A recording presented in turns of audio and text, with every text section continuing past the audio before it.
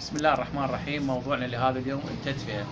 هذه التدفئة اللي شبيهة بالسبلت تتكون من عدة أجزاء رئيسية. الجزء الأول عبارة عن هيتر بقسمين، يعني درجة أولى ودرجة ثانية، سرعتين يعني، وبي هاي الفان، وبي هذا الموتور مالتها، كارت الباور سبلاي، كارت الكنترول مالتها اللي بيها تشتغل على الريموت.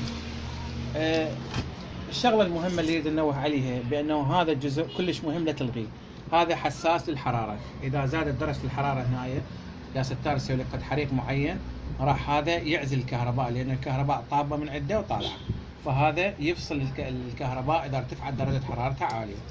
بالنسبة للكارت مالته، هذا الكارت مالته كارت الباور نفس هذا، نطلع لكم اياه اللي برا حتى تشوفونه. الكارت الجزء المهم به هو المحولة، أكثر العطلات تصير بالمحولة.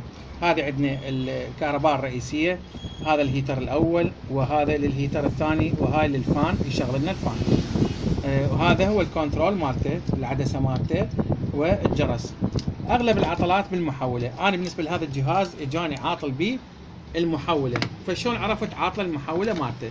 نجيب الأوفوميتر، خليه على وضعية الجرس، لاحظ، ونقيس. عندنا خطين للدخول كهرباء أشرت عندي، وخطين للخروج لازم تأشر عندي. لاحظ هاي المحولة معناتها تشتغل. أنا بالنسبة لي عندي ما أشرت المحولة. اتضح بأنه عطل هذا الفيوز الحراري اللي مخلينه موجود هنا بهذا المكان بالضبط، هنا بهذا المكان.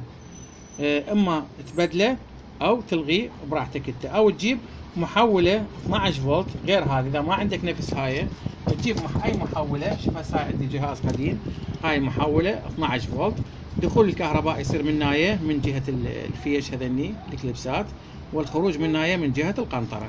هاي الفكره الاساسيه الها. هنا هسه راح نشوفه نشغله ونختبره. نجي نخليه بالكهرباء.